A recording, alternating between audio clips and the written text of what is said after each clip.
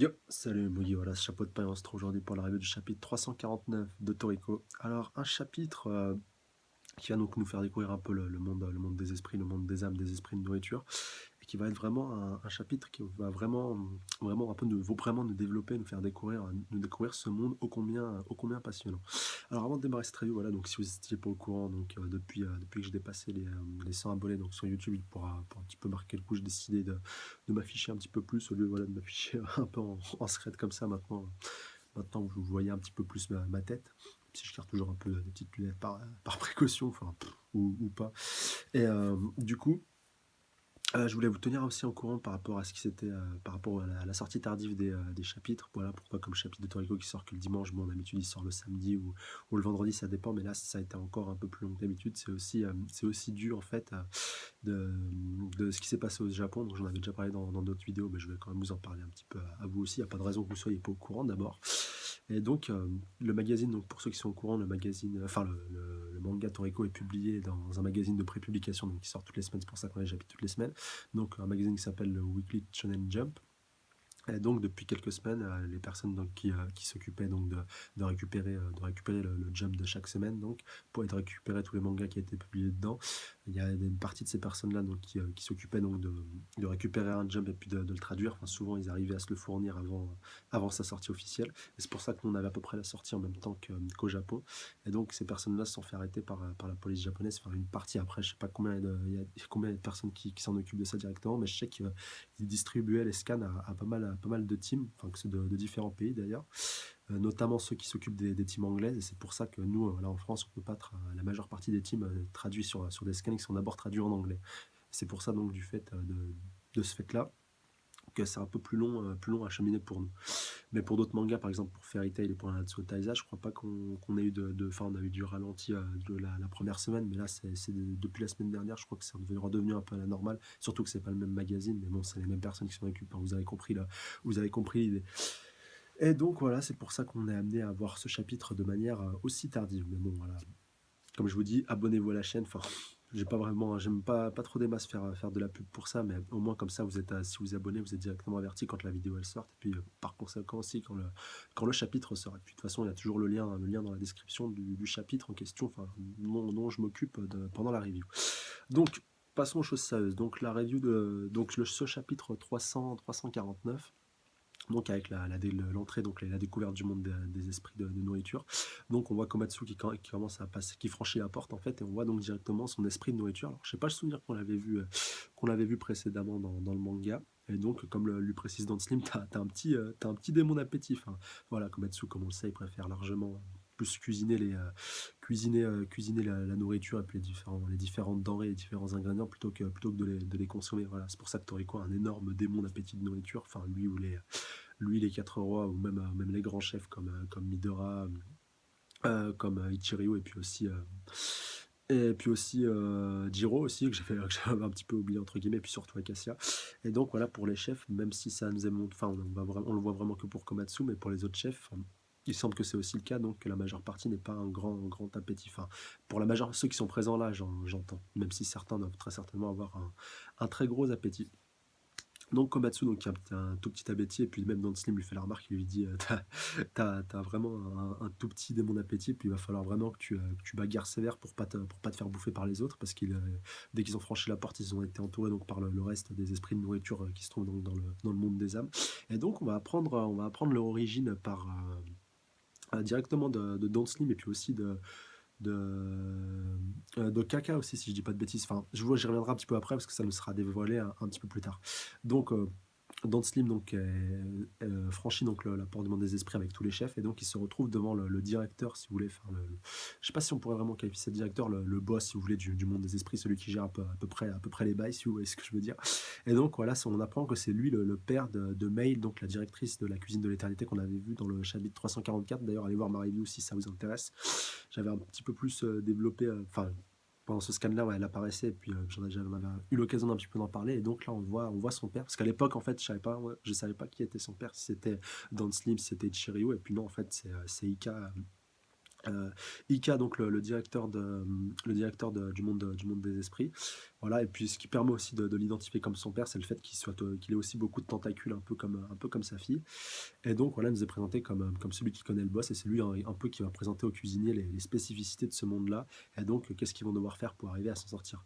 Donc il leur explique tout simplement qu'ils vont devoir cuisiner donc des ingrédients donc qui se trouvent dans ce monde-là, donc des ingrédients un peu particuliers et donc qui sont pas comme leur corps physique n'est pas présent, c'est un peu plus difficile à mettre en place et à mettre en œuvre, mais en gros qu'ils vont devoir faire leurs preuves et puis s'ils vont, pour pouvoir la finalité voilà, qui est finalement de cuisiner à nos heures, ils vont donc devoir d'abord cuisiner pour ces démons d'appétit de nourriture s'ils veulent pouvoir progresser dans le monde des esprits et pour pouvoir donc un peu plus euh, bon, déjà faire leurs preuves et puis aussi un peu plus pouvoir connaître ce monde-là.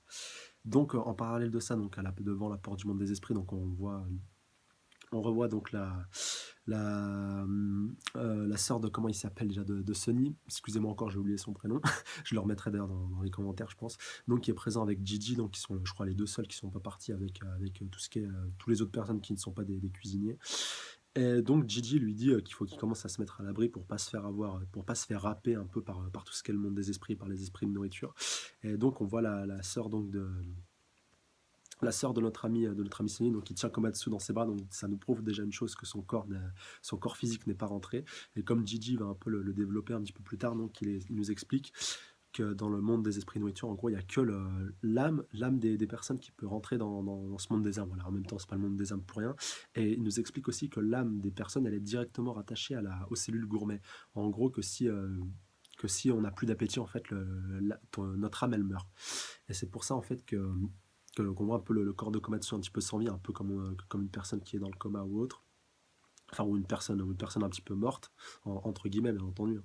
Et donc, qui n'a plus du tout aucune vie. On voit même que Komatsu, il a plus du tout enfin, il a plus vraiment de couleur, de couleur sur sa peau. Enfin, il est plus vraiment, il a moitié vivant, vu qu'il n'est pas, vu que son âme n'est pas présente dans son corps, pour dire les choses simplement. Et donc, donc Gigi nous apprend qu'il va devoir donc se batailler sévère pour pouvoir arriver à s'en sortir et puis donc pouvoir mener à bien leur mission et puis pour pouvoir récupérer Another. Et donc on va retourner donc dans le monde des esprits, donc le monde des esprits, nourriture, le monde des âmes. Je crois que je veux dire le monde des âmes, ce sera plus court. Et donc on voit un petit peu ce qui se passe avec Komatsu qui commence un petit peu à être mis à l'épreuve. Et donc il va être informé aussi, je sais pas si c'est par Ika ou par Don Slim, enfin bref, les deux connaissent assez bien le monde, le monde des âmes. Et donc, il lui apprend en fait, il y a une sorte de petite aura qui se rapproche de Komatsu et il lui explique en fait que c'est une personne donc, qui a été dévorée, donc qui s'est retrouvée dans le monde des esprits de nourriture, et que comme elle n'avait pas un appétit extrêmement puissant, donc elle n'a pas pu se matérialiser et récupérer, retrouver une forme humaine dans le monde des esprits. Ça explique que c'est assez sélectif du coup ce monde des âmes, et donc que seulement les personnes qui ont un minimum quand même un appétit assez élevé, même si Komatsu, voilà, il n'a pas un énorme appétit, mais il a quand même un appétit assez conséquent quand même, vu qu'il peut avoir sa forme humaine. Et donc une personne normale donc, ne peut pas se régénérer dans le monde des esprits, et donc elle est amenée un peu à errer au gré, si vous voulez, au gré du monde des âmes. Un peu comme une âme errante, si vous voulez. Ah donc on voit donc que Komatsu, il y a une vraie bagarre qui va commencer à se dérouler un peu dans son subconscient. Et donc, il va devoir bagarrer sévère pour pouvoir arriver, si vous voulez, à reprendre un peu le contrôle de lui-même, parce qu'à partir de ce moment-là précis, en fait, dans le chapitre, il est un peu en train de partir en live, si vous voulez, et puis il va commencer à avoir un peu des alus, et puis ça va commencer un peu à travailler pas mal dans son cerveau. Alors, je suis pas sûr à 100% justement qu'il soit tombé inconscient, parce qu'on va en fait, pendant ce moment-là du chapitre, enfin, à la fin, voilà, ce sera un petit peu réglé. Mais durant le moment de ce laps de temps, en fait, où il se trouve dans cette zone-là, je sais pas vraiment si c'est une propriété du monde des âmes qui lui permet donc de voir ça, ou alors si c'est directement lui dans son subconscient. Je sais pas en fait si c'est vraiment il a vécu du concret, ou s'il a vécu quelque chose en fait un peu plus spirituel et dans sa tête. Donc, laissez-moi d'ailleurs vous avis dans les commentaires, vous, votre avis, est-ce que vous pensez du coup que ça s'est passé dans sa tête en fait, ou c'est quelque chose qu'il a réellement vécu dans le monde des âmes. En tout cas, quoi qu'il en soit, à partir de ce moment-là, on le voit un petit peu en train de voler, un petit peu en train de voler dans les airs. Et donc, on voit même à un moment, il retombe un petit peu sur ses jambes, j'allais dire sur ses pattes, mais bon, ça aurait pas été le terme adéquat. Et donc, il voit une sorte de bateau qui vole un petit peu dans les airs. Et donc, un peu comme Superman, il va se propulser par terre pour pouvoir atteindre ce bateau. Et donc, il va bien voir plein de démons d'appétit de nourriture donc, qui seront présents sur ce bateau, donc sur le pont, donc qui sont attablés. Et on reconnaît d'ailleurs très distinctement le démon d'appétit de Toriko qui est attablé. Alors, je crois bien, je sais pas, j'ai pas fait gaffe s'il y avait Sonic, Coco et Zebra, donc que c'était eux qui étaient autour de lui, mais en tout cas, Toriko, il y est, c'est sûr. Et donc voilà, comme ça fait aussi un peu un lien avec ce qu'avait dit donc Ika-san quand Komatsu et tous les chefs sont arrivés, que dans le monde des esprits, en fait, au fur et à mesure que le temps passera, ils vont perdre tout leur sens et tout leur sentiment pour ne garder au final en fait que le goût que le goût des ingrédients et que le goût le goût des cellules gourmandes, si vous voulez. Ils vont oublier tout ce qui tourne autour, ils vont oublier leurs amis, tous leurs proches, toute leur famille, tout ce qui avait d'importance à leurs yeux, excepté le goût et l'appétit. En fait, ils vont vraiment garder que ça. Et c'est pour ça en fait qu'on voit plein de personnes donc, qui tournent un peu autour de Komatsu, donc Kaka comme je le disais tout à l'heure, et c'est pour ça que je sais pas si elle était réellement là ou si c'était dans son subconscient. Et donc il la reconnaît pas donc du premier coup. Après il y a les autres chefs donc, qui sont présents, pareil, il y en a certains qui sont autour, pareil, il ne les reconnaît pas, jusqu'au moment en fait où il va vraiment voir le démon d'appétit de Toriko, et puis il va le reconnaître, et là on le voit même qu'il commence un petit peu à pleurer, Toriko-san, donc, Toriko-san, c'est bien toi et tout, je t'ai pas oublié. Et puis c'est à ce moment-là en fait qu'on le voit un petit peu en train de se réveiller, donc c'est vraiment une toute petite partie de ce chapitre-là, mais pour moi c'est la partie si vous voulez qui est un peu clé, qui va un peu nous permettre, enfin après on verra dans les prochains chapitres, mais là c'est vraiment la partie, je pense, le point culminant de ce chapitre, l'élément si vous voulez le plus important, celui qui m'a le plus intrigué et sur lequel je me pose le plus de questions à ce moment précis. Et donc, je suis incapable de vous dire s'il était vraiment inconscient, si c'était dans son subconscient, dans sa tête, ou si c'était quelque chose qu'il a réellement vécu dans le monde des arts. Enfin bref, je vais arrêter de bloquer là-dessus. Donc, le chapitre se termine avec donc le retour de Komatsu, donc il a retrouvé ses esprits, il a retrouvé toute sa pêche. D'ailleurs, un bon élément quand si jamais vous lisez le scan soit en ce moment, soit si vous allez vous recompter le relire. Donc au moment en fait où Komatsu est un petit peu en train de partir en live, il y a ses yeux qui deviennent tout blancs si vous voulez. C'est sa pupille, je crois, au lieu d'avoir un fond noir, elle a un fond blanc. Et à la fin du scan, donc une fois qu'il reconnaît Toriko et qu'il retrouve un peu ses esprits, donc ouais, du coup ça doit vraiment être dans son subconscient. Donc sa pupille redevient noire, et puis donc comme il informe donc tous les démons d'appétit de nourriture qui se trouvent autour de lui, donc préparez-vous, je vais vous cuisiner les denrées qui se trouvent ici, comme jamais. Vous allez vraiment vous régaler, et vraiment pouvoir, enfin vous allez prendre votre pied quoi. Je vais pas me moquer de vous. Et donc, comme le dit Dan Slim, donc vraiment en clôture de ce chapitre, donc maintenant, l'heure est venue en fait de trouver Another et de pouvoir s'en occuper, surtout qu'il est réputé voilà, pour avoir la vitesse de la lumière et pour pouvoir se déplacer extrêmement rapidement. Enfin, on sait que c'est lui qui a créé la barrière en s'échappant de la zone 6, et puis enfin comme je l'avais dit dans les chapitres précédents, donc il s'était échappé assez rapidement donc de la zone 6. Et donc c'est à ce moment-là donc que la voie arrière avait été créée. Enfin ça vous pouvez le voir dans la review, d'ailleurs en titre je crois que j'avais mis les origines du monde arrière. Donc allez voir cette review si vous voulez en savoir un petit peu plus, enfin, si vous le savez, si vous ne l'avez pas vu. Et donc pour clôturer, donc ah oui, un dernier élément important à donner donc dans ce chapitre, donc c'est le moment où en fait ça se passe un petit peu au début du chapitre, donc c'est dans Slim donc ou Wicca, je sais plus, vu que les deux ils parlent un petit peu près en même temps, donc c'est un peu dur de s'y retrouver. Enfin bref, l'élément principal que je voulais vous donner, donc c'était que donc on apprend que tous les démons d'appétit de nourriture qui se trouvent dans le... Voilà, c'était Kometsu qui avait posé la question. Et pourquoi donc tous les démons d'appétit de nourriture donc, convergent vraiment dans le monde des âmes? Pourquoi ils sont tous là? Et donc, qui sont-ils? D'où viennent-ils? Et donc, à ça, la réponse donc d'Ikasan ou dans Slim, je ne me rappelle plus.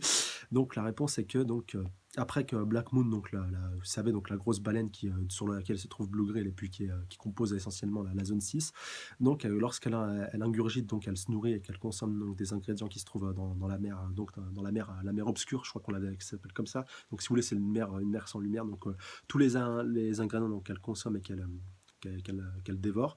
Donc, les âmes de toutes ces nourritures, de tout ce qu'elle consomme, donc toutes leurs âmes donc, sont extraites et puis donc sont redirigées vers le monde des âmes. Et donc, c'est donc ce qui a donné naissance à tous ces esprits de nourriture qui se trouve donc dans le monde des âmes et dans le monde des esprits, et donc qui sont ressortis donc un petit peu plus tard donc pendant le festival de Blue Grill et qui ont un peu foutu le boxon. Donc voilà l'origine, si vous voulez, de ces esprits de nourriture là. Enfin, en tout cas ceux-là, parce qu'après voilà, on sait qu'il y en a plusieurs. C'est chaque cuisinier, chaque chef, chaque gourmet en possède une, mais celles-là, vu qu'elles étaient un petit peu particulières et qu'elles étaient extrêmement nombreuses, donc toutes cette, je sais pas pourquoi je parle au féminin, donc tous ces esprits de nourriture, pardon, donc proviennent donc directement de la zone 6 et de Black Moon à plus ou moins long terme. Enfin, c'est après que Black Moon les ait dévorés. Donc voilà, le chapitre se termine là-dessus. Donc comme d'habitude, n'hésitez pas à me laisser votre théorie dans les commentaires, votre avis sur le chapitre et sur la review même de manière générale. N'hésitez pas aussi si j'ai oublié certains points ou si je me suis gouré sur certains trucs. D'ailleurs, certains l'ont déjà fait sur d'autres reviews. D'ailleurs, c'est des gestes que j'apprécie beaucoup parce que j'ai pas la science infuse, malheureusement pour moi. Donc, des fois, ils peuvent arriver que j'oublie certains points ou que j'interprète mal certaines choses, même si je m'efforce quand même toujours de pouvoir à étudier et puis décortiquer les chapitres au mieux. Donc, n'hésitez pas à laisser votre avis dans les commentaires. Donc, comme d'habitude, n'hésitez pas à lâcher un petit pouce bleu si cette review ou ce chapitre vous ont plu ou les deux. Partagez la vidéo avec un max de personnes et surtout abonnez-vous pour être averti de mes prochaines reviews. Voilà, normalement demain ça devrait suivre avec Toriko et Nanatsu no Taizai. Et donc voilà, aussi pour terminer, laissez-moi aussi vos avis. Donc qu'est-ce que vous pensez qui va se passer dans les prochains chapitres? Est-ce que Komatsu va vraiment passer aux choses sérieuses directement, ou est-ce qu'il va retomber dans son subconscient, ou est-ce qu'on va en apprendre un peu plus sur le monde des âmes? Dites-moi tout dans les commentaires. Voilà, donc prenez soin de vous. Salut à tous. Sayonara.